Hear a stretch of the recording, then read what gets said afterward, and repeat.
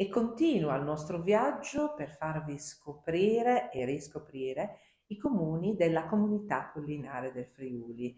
Siamo ad Osoppo, siamo in questo meraviglioso gioiello che si trova proprio fra le colline della collinare friulana, ricordato anche per il forte di Osoppo, la nostra storia, le nostre radici, ma ci sono tantissimi altri posti meravigliosi che vogliamo farvi scoprire e vogliamo invitarvi a vedere con noi.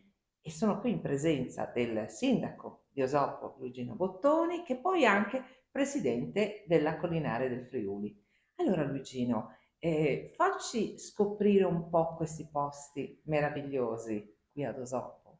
Ma tu sei partita col piede giusto, citando il forte di Osoppo, che è un po', a parte essere monumento nazionale e sito di interesse storico, archeologico, è da sempre il nostro simbolo. Simbolo nel bene, simbolo nel male, adesso nel bene perché è un presidio turistico che abbiamo anche valorizzato nel corso del tempo e si trova in ottime condizioni di manutenzione in questo momento, con tantissimi interventi che sono stati fatti, ma in passato era un simbolo di guerra che ha anche così portato dietro il paese nei lunghi assedi che ci sono stati nel corso dei secoli e della storia del comune di Osoppo. Di fatto ha portato spesso e volentieri miseria, carestia, guerra, morte, quindi è un simbolo veramente a tutto tondo, oggi nel bene ma anche nella tragedia. Però oggi ci piace ricordarlo nel bene e quindi abbiamo un punto di ristoro, stiamo aprendo un museo, ci sono un sacco di architetture militari perché proprio il forte, questo è stato il suo sviluppo nel corso del tempo, stratificato, quindi addirittura abbiamo dei reperti dell'epoca romana e anche pre-romana, sempre di carattere storico perché viste le sue caratteristiche di punto di osservazione privilegiato è sempre stato utilizzato dagli eserciti di tutti i tempi per osservazioni appunto. Stiamo aprendo un museo, fra poco ce la faremo, abbiamo avuto tantissime difficoltà e anche delle lungaggini, ma ce la faremo ad aprirlo in breve, c'è un punto di ristoro e ci sono periodicamente degli edifici che vengono mantenuti, riportati all'antico splendore o comunque restaurati e quindi c'è veramente tanto da vedere sulla fortezza. Ecco, Osoppo però non è solo il forte. Noi abbiamo fatto una bellissima trasmissione che anzi vi invitiamo ad andare a vedere sulla nostra web TV Esploraiana, che proprio parla di Osoppo nel dettaglio e proprio il sindaco ci ha portato in alcuni posti Sì, molto belli, fra cui io ho in mente così questo bellissimo posto dove c'è questo uliveto, ci sono ci sono, queste piante. c'è l'uliveto, è sempre le pendici del forte ed è un luogo rivolto a sud, riparato dai venti di tramontana che c'erano una volta, adesso il clima insomma è cambiato e gli ulivi li troviamo dappertutto, ma è conosciuto come, o comunque c'è questa leggenda, questo detto che sia l'uliveto o l'ulivo più settentrionale d'Italia, proprio protetto da queste pendici del forte e si trova nella zona della chiesa. Adesso gli ulivi sono diventati anche questi un po' un simbolo, proprio partendo da questo nucleo storico, da questo ricordo storico, e ci sono parecchie attività o agricoltori, ma anche persone private, che hanno sia piantato l'ulivo per motivi ornamentali nel proprio giardino, ma ci sono anche degli uliveti e si produce una piccolissima, ma mi dicono, e l'ho anche assaggiata per dire la verità, quantità di olio, ma di ottima qualità. Ecco, e poi dal punto di vista architettonico, storico, altri posti che si possono visitare, che sono interessanti, ce ne sono? Dal punto di vista architettonico storico, io ricorderei la nostra biblioteca. La nostra biblioteca è un palazzo storico che comunque è caduto col terremoto, come tutto ovviamente qui a Osoppo, però è stato ricostruito con gli stessi crismi, adesso ospita la biblioteca comunale e ospita un bellissimo cortile con i muri e dove qualche volta facciamo degli eventi di carattere musicale, teatrale, con la bella stagione all'aperto, veramente uno scorcio suggestivo e veramente diventano ancora più evocativi questi piccoli eventi di qualità, veramente rendono molto bene. Ecco, questa è la nostra biblioteca comunale. E poi abbiamo tante bellezze paesaggistiche, a cominciare dal bosco con le risorgive di Bars, che sono queste fonti che risorgono appunto quest'acqua che risorge appunto dalle falde del sottosuolo, tutto l'ambiente del tagliamento, quindi con tutte le acque e le ledre che ci sono, che si intersecano, che passano nel bosco, che tra l'altro è valorizzato dalle piste ciclabili, perché c'è una ottima possibilità, e vedo anche di molto successo, di attraversare il bosco con il mezzo della bicicletta, proprio perché anche Osoppo entra comunque, come tutta la comunità collinare, come tutta la regione Friuli Venezia Giulia, entra nelle reti delle ciclabili che sto vedendo hanno molto successo, frequentate non solamente dai locali, o forse anche di meno dai locali, ma dai turisti e anche dagli stranieri, in particolare gli austriaci, sono veramente molto contenti ed è un tipo di turismo che piace molto. E il Parco del Rivellino, voglio ricordare anche questo, che si domina dalla fortezza, dal belvedere della fortezza si vede giù, c'è il Parco del Rivellino, che in passato ha ospitato eventi musicali, festival musicali importanti, poi i tempi sono cambiati, non si sono più potuti replicare, il mondo è andato in un'altra direzione, quindi non siamo più riusciti a farli, però è un parco storico, anche questo archeologico, un parco urbano, dove si può tranquillamente andare a passeggiare, a fare il picnic, e ci sono i valli napoleonici che sono stati costruiti direttamente da Napoleone, che a Osoppo è venuto 2 volte, tant'è che la piazza che ospita il comune si chiama Piazza Napoleone, proprio in ricordo di 2 visite che ci sono state nei primi anni del 1800 di Napoleone, che sul forte ha dato proprio le sue indicazioni dal punto di vista di come trincerare e difendere il campo sottostante con le tecniche belliche che c'erano allora e si vedono ancora. Ecco, quindi tanta storia, tanta cultura, enogastronomia, abbiamo parlato dell'olio, ma comunque anche Osoppo, no? Come Certo. tutti gli altri comuni, la cucina friulana. Abbiamo anche una trotticoltura per cui c'è la trota di Osoppo.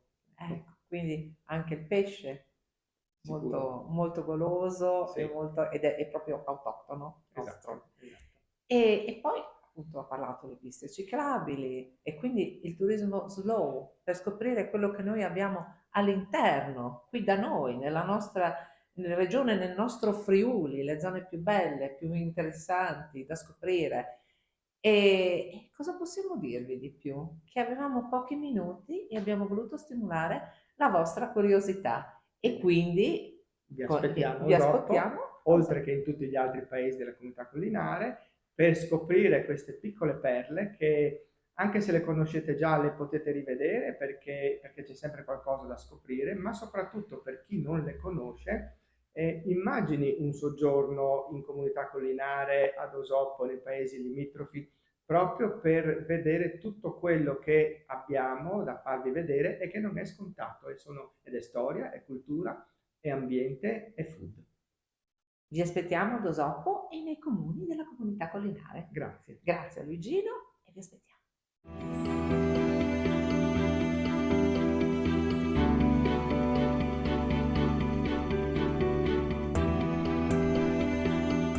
Una particolarità del comune di Osoppo è che noi non abbiamo il gonfalone e quindi quando sfiliamo non sfiliamo col gonfalone ma sfiliamo con la bandiera tricolore perché siamo un comune doppiamente medagliato con riconoscimento alla medaglia d'oro al valor militare per i moti di libertà del 1848, il risorgimento, i moti risorgimentali, e successivamente la medaglia d'oro al valore civile per i meriti della ricostruzione post-terremoto.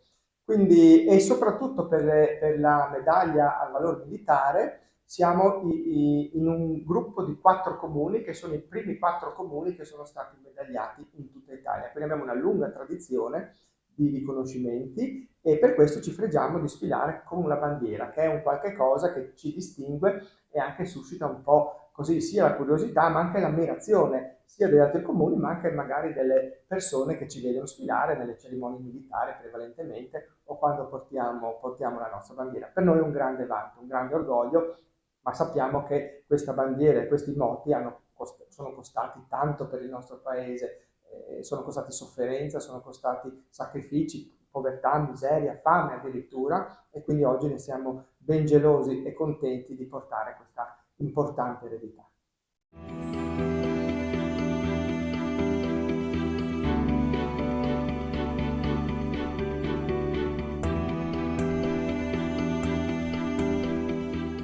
Nell'ambito del nostro progetto turistico atto a valorizzare i comuni appartenenti alla comunità collinare, ci troviamo a Fagagna e siamo in compagnia del primo cittadino, Daniele Chervesio, che oggi ci ospita.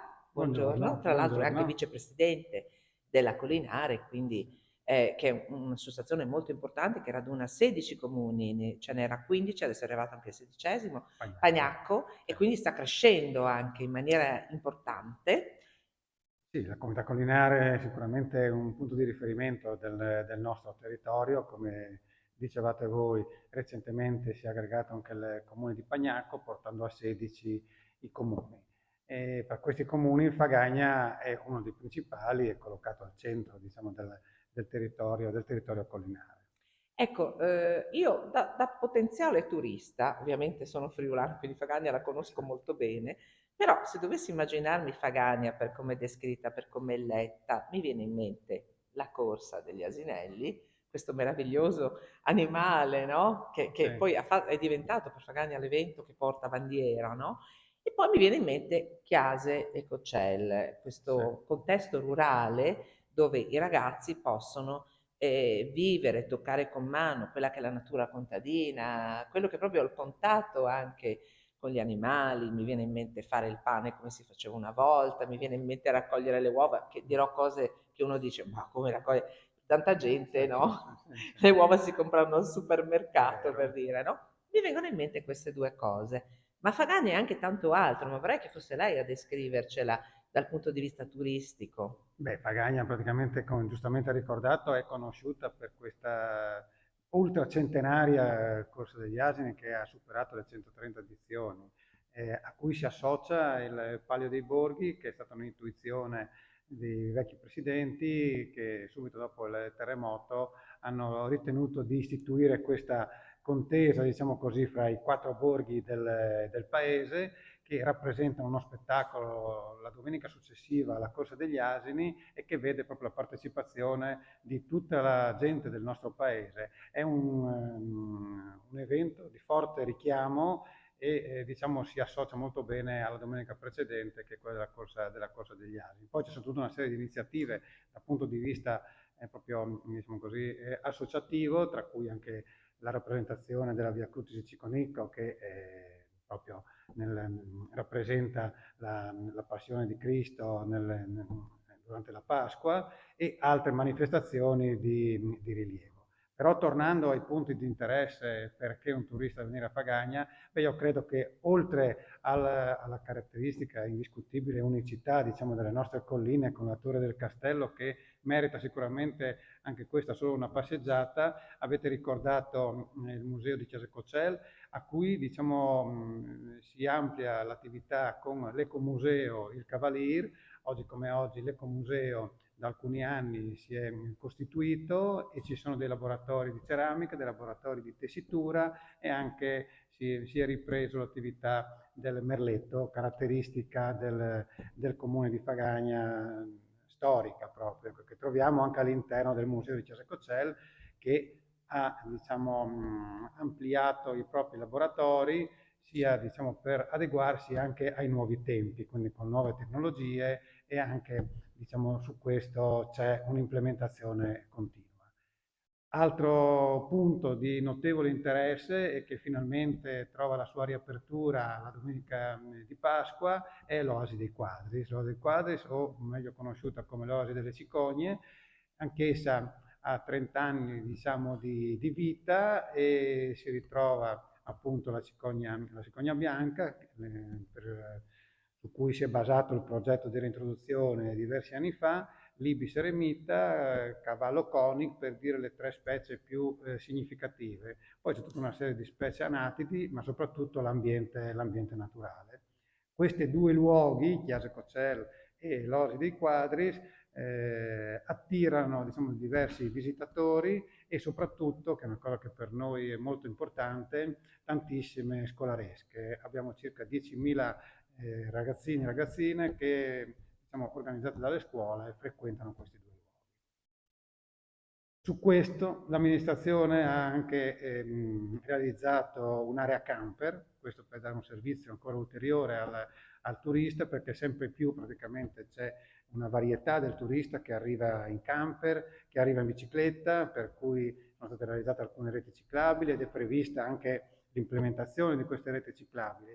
E a tal proposito, proprio a livello di comunità collinare, si è avuto un finanziamento negli ultimi 3-4 anni da parte della Regione di quasi 10 milioni di euro per realizzare circa 25 km di piste ciclabili che vanno a collegare tutto il territorio collinare. Credo che questo sia un biglietto da visita importante per chi vuole visitare non solo Fagagna, ma tutta la zona collinare.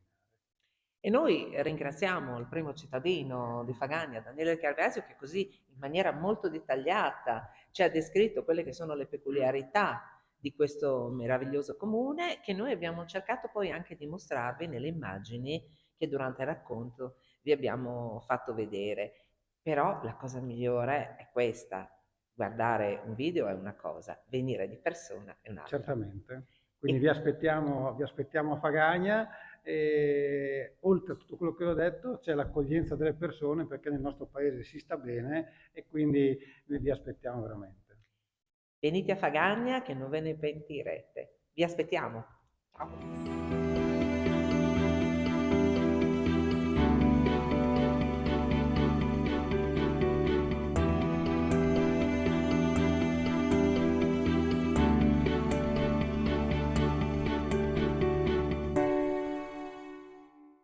E continua il nostro viaggio nei comuni della collinare del Friuli. Ci troviamo a Maiano, nel comune di Maiano, e siamo in compagnia della sindaco Elisa Giulia De Sabata. Buongiorno signor Buongiorno, sindaco, buongiorno. grazie di averci ospitati e vorremmo scoprire in questo bellissimo comune quali sono le peculiarità. Ce n'è una molto importante della quale adesso ci parlerà, ma poi c'è anche un evento molto molto importante che è il Festival di Maiano.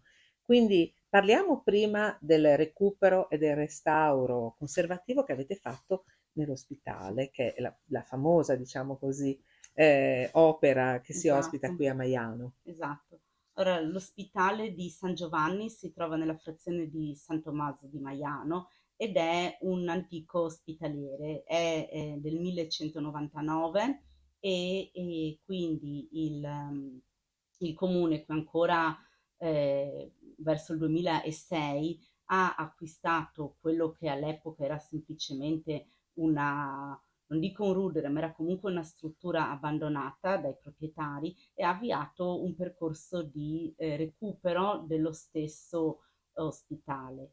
E quindi il percorso è durato comunque una quindicina d'anni. Il recupero è stato fatto in maniera conservativa, nel senso che si è proceduto per lotti e salvaguardando proprio la struttura come era quella volta e per farla rivivere. Adesso è, oserei dire, l'unico ospitaliere presente sicuramente in provincia, ma in regione, che è stato recuperato e che ancora oggi accoglie non solo gli eventi culturali del comune, ma anche proprio le persone che fanno i cammini, perché questo turismo lento, che poi è anche quello su cui la stessa Collinare punta, è proprio quello dei cammini, dei percorsi, grazie anche a un contributo proprio europeo fatto tramite la Collinare abbiamo potuto acquistare letti e arredi, per cui nell'ospitale si può non solo rifocillarsi, ma si può anche dormire, si può dormire sia se uno è un pellegrino che quindi fa una tappa di un percorso, ma anche ci sono delle camere perché se uno si ferma, vuole visitare il comune, vuole visitare la zona proprio della collinare, abbiamo a disposizione delle camere, per cui insomma si può dormire in camere ammobiliate, moderne, però in una struttura che comunque lascia qualcosa anche solo a visitarla e quindi è sicuramente il gioiellino di questo comune, perché insomma il comune è stato distrutto dal terremoto e È vero. quindi la ricostruzione che ci ha permesso insomma di avere questo stesso comune, le scuole, l'auditorium, il centro anziani, ha comunque, non è stato ovviamente una ricostruzione fatta in maniera conservativa, ma è stata una ricostruzione come doveva essere fatta all'epoca e quindi Ha un diciamo po' perso ha un forse po' con questa perso, ha un ricostruzione. po' perso quello che era, insomma, si può vedere una parte nel campanile, insomma, che comunque campanile e chiesa di Maiano sono particolari di Di loro e loro. quindi forse diciamo, un passaggio meritano. Campanile ha una base che è quella del campanile crollato e che è stato invece mantenuto C'è in stata un po', piedi. diciamo, questa mescolanza, no, di stili, mantenuto il Esatto, vecchio e poi recuperato sul nuovo e quindi dà esatto. anche un po' di colpo d'occhio, no? È anche bello da Esatto, vedere. esatto, quello sì. E ho lasciato la base proprio per lasciare anche questa mescolanza di stili e per far capire che quello che siamo è anche frutto di quello che eravamo. E quindi questo crea questo colpo d'occhio, questa mescolanza proprio fra quello che c'è stato e il nuovo e crea proprio questo colpo d'occhio che un po', cioè magari venendo a Maiano si vede anche in diverse abitazioni, strutture, e un po' forse anche un po' la caratteristica. A Maiano c'è un evento grandissimo, uno dei più importanti che ci sono in regione, il Es- festival. Esattamente, a livello diciamo turistico, sicuramente il Festival di Maiano che è organizzato dalla Proloco è uno dei grandi eventi proprio della regione Friuli Venezia Giulia che quest'anno inizia il 19 di luglio, termina il 15 di agosto, ha nomi come sempre di cantanti di rilievo nazionale negli ultimi anni perché insomma col Covid giustamente sono dovuti limitare. Quest'anno abbiamo anche due gruppi molto diciamo internazionali e quindi insomma quando 5.000-6.000 persone in un giorno, in una sera passano per Maiano è sicuramente un modo per far conoscere la cittadina e l'intera collinare. E quindi noi non possiamo che invitarvi a venire a vedere Maiano, a visitare l'ospitale, ma a vedere anche il comune stesso, perché è bello, è vivo, è un comune che è sicuramente molto accogliente. Esatto. Grazie al primo cittadino, a Elisa Giulia De Sabata, che ci ha ospitati e Grazie a noi voi. non possiamo che invitare e salutare i nostri Vi ascoltatori. aspettiamo a Grazie, Maiano. grazie.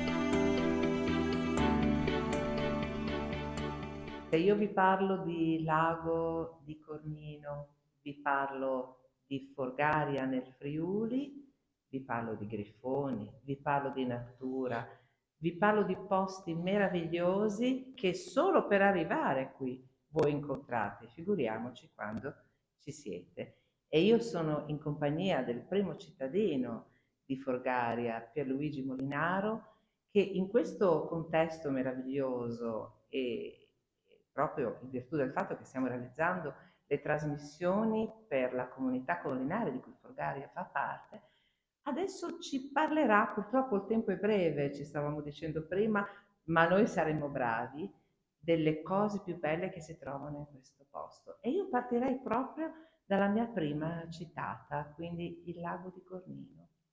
Beh, è un posto stupendo, è uno dei primi posti che si incontra arrivando proprio dai comuni di San Daniele e Maiano, oltre il Tagliamento e oltre il laghetto di Pacca, perché abbiamo già 3 punti turistici fondamentali arrivando proprio dalle zone di Maiano e San Daniele.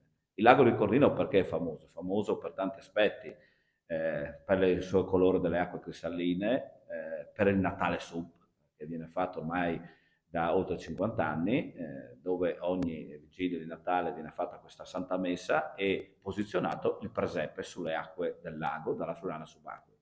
Ma è anche il centro, diciamo, del centro visite della riserva naturale del lago di Cornino, una riserva regionale, dove 30 anni fa è stato reintrodotto il progetto Grifone, dunque i grifoni, e qui volano liberamente e si possono ammirare ogni giorno venendo a farci visita in questo bellissimo angolo del nostro Friuli e oltre a fare una bella camminata dal Tagliamento al lago di Cornino si possono ammirare in volo i grifoni, e non solo, perché il centro visite poi permette di visitare 3 specie di avvoltoi, e siamo ormai a livello internazionale conosciuti per naturalmente tutte le specie che si trovano, per i grifoni, per gli eventi che vengono organizzati e per la particolarità di questo angolo del nostro Friuli che lambisce, diciamo, il lago di Cornino da tagliamento. Ha una particolarità anche il lago di Cornino. Noi anni fa abbiamo mandato la foto del lago di Cornino fatta dall'alto a una rivista importante, perché è uno dei pochi laghi a livello europeo a forma di cuore. Quindi è stato anche, è stata anche pubblicata questa particolarità, e dall'alto ha questa forma di cuore, quindi che anche ancora un po' dà un'identità particolare, oltre a tutte quelle cose che vediamo. Dal lago di Cornino si può partire e fare una camminata, e si può raggiungere il tagliamento o i laghetti Paca, dove si pratica la pesca sportiva, ma si può anche raggiungere l'altopiano di Montebra. Quindi un'altra particolarità importante del nostro territorio è l'altopiano, dove è nato uno dei primi alberghi diffusi, e dove sta tuttora naturalmente ospitando molti turisti, ma dove è nata anche la scuola di ciclismo fuoristrada col commissario tecnico Daniele Pontoni, ancora oltre 10 anni fa, e dove ogni estate ci raggiungono tanti ragazzi che fanno i camp col campione del mondo, nonché commissario tecnico della nazionale. Ma abbiamo tantissimi sentieri, naturalmente, dove si fanno delle attività importanti. Abbiamo ad agosto la lanternata, organizzata naturalmente da alcuni cittadini del comune di Folgaria, abbiamo anche delle guide naturalistiche, e fanno questo spettacolo notturno in questo sentiero particolare chiamato Troy de l'Ors, ed è una bellissima lanternata che in pratica va a lambire tutti gli scorci del nostro altopiano. Un altopiano dove naturalmente a 900 metri e a pochi chilometri da San Daniele e Maiano permette naturalmente di vivere immersi nella natura delle particolarità importanti. Adesso abbiamo presentato oltretutto un progetto di valenza turistica che potrebbe riguardare proprio tutto l'altopiano, dove naturalmente invitiamo gli ospiti a venire a trovarci, dove facciamo delle attività sportive, ma non solo, di meditazione anche nel bosco, di attività per le famiglie, per i ragazzi, quindi qualcosa di importante a pochi chilometri naturalmente dai centri più importanti si possono vivere queste esperienze particolari. Oltre naturalmente all'altopiano, che come vi ho detto, oltre a sentieristica abbiamo 40 km di sentieristica, abbiamo l'albergo diffuso, abbiamo una casa per ferie dove ospitano i camp, e abbiamo tantissime anche realtà di bed and breakfast che permettono quindi di soggiornare. Abbiamo la possibilità anche di degustare i prodotti del nostro territorio. E parliamo di enogastronomia molto importante in questo territorio. E abbiamo 2 locali, uno l'albergo d'altopiano di Monteprato della Biagina, ma abbiamo anche l'agriturismo Verde Friuli, dove si possono degustare le specialità enogastronomiche del nostro territorio. Quindi 2 realtà importanti che danno un'offerta anche al territorio. Poi sul nostro territorio anche abbiamo un'esperienza importante, oltre all'albergo diffuso, oltre ai bed and breakfast, abbiamo anche un'esperienza da alcuni anni, erano venuti qua per caso, Freeland, sono quelle casette che vengono messe in particolare punti panoramici, erano venuti da noi per qualche mese e adesso sono anni che sono qua perché sono le più gettonate dell'intero panorama del Triveneto, che hanno in tutto il Triveneto, per dire la particolarità del nostro territorio, perché da una parte si guarda il tagliamento, dall'altra si guarda la Val d'Arzino, perché noi confiniamo e siamo in pratica un comune tra 2 fiumi, chiamiamoli così, il tagliamento e l'Arzino, con la peculiarità anche di tutta la vallata dell'Arzino, perché voi sapete, dunque dall'altopiano si può scendere e andare dalla parte del comune di Vito d'Asio, dove naturalmente si può percorrere a piedi, ed d'estate anche si può fare qualche momento di refrigerazione nell'Arzino, quindi la particolarità del fiume, di vivere un'esperienza un po' proprio particolare sul fiume Arzino. E questo solo per citare alcuni siti naturalmente naturalistici, ma abbiamo anche siti di importanza della Grande Guerra. Volevo proprio fare un inciso su questo, perché voi avete reperti che risalgono dall'epoca pre-romana, post-romana, andiamo fino al Medioevo, cioè c'è veramente tutto, qua è passato di tutto, e poi ovviamente relativi anche alla guerra. Sì, abbiamo di tutto, abbiamo, come dicevo, i siti della Grande Guerra, dal tagliamento a San Rocco per arrivare all'altopiano, ma non solo, abbiamo il primo, penso in regione Friuli-Venezia Giulia, parco archeologico di Castel Raimondo, che è un sito archeologico all'aperto, dove sono stati ripresi e riqualificati dei reperti. Abbiamo una parte qua al municipio della mostra, ma una gran parte proprio sul parco, dove si può fare una camminata dal centro del paese e arrivare in questo parco archeologico. Ma non solo, abbiamo anche un museo chiamato in lingua, in dialetto, J. Eristiei, che è un po' a Cornino, in località Cornino, dove poi riprende tutta quella tradizione che negli anni era qua molto assidua nel comune di Forgaria, specialmente la frazione di Cornino, che andavano a raccogliere il vimine sul greto del tagliamento e costruivano le gerle, i cesti, tutte quelle che chiamavano i jays, che una volta venivano usati perché qui c'era la tradizione contadina, quindi venivano costruiti i jays e anche i rastrelli, c'era proprio una fabbrica che costruiva i rastrelli in legno, perché erano, diciamo, gli strumenti per cui l'economia delle famiglie viveva di questo, quindi della tradizione contadina, quindi i gei e i ristieri. E abbiamo un museo, ma poi abbiamo anche molti sentieri anche giù nel territorio. Abbiamo la storia di un sentiero che è costruito a Flagogna, si chiama il Troi di Meni, proprio dove una volta naturalmente le genti di quell'epoca andavano a camminare e dove naturalmente è stata ricostruita poi tutta la storia con tutta la vegetazione che si può incontrare lungo questo sentiero per raggiungere il castello di San Giovanni, che anche lì è un altro reperto storico dove si può naturalmente visionare questo castello, ma si può fare una bella camminata toccando anche, arrivando nella borgata Costa, dove naturalmente è nato il birrificio Garlatti Costa artigianale, che ancora oggi è un'eccellenza nel nostro territorio. E quindi in pochi minuti Pierluigi Molinaro, sindaco di Forgaria nel Friuli, è stato molto bravo perché vi ha racchiuso quelle che possono essere le cose più importanti da visitare qui. Perché pochi minuti? Anche perché noi abbiamo voluto incuriosirvi e perché vogliamo che voi veniate qui a Forgaria a trovarci, vero? Sicuramente non vi annoierete e in pochi minuti non ho raccontato tutto e mi scuso se ho dimenticato qualcosa, però Ma dobbiamo incuriosirli, devono venire sul nostro territorio. C'è ancora dell'altro. Bene. Un saluto a tutti, grazie a Pierluigi Molinaro, Grazie a voi. di Forgaria nel Friuli. Vi aspettiamo in questo meraviglioso territorio. Vi aspettiamo, grazie.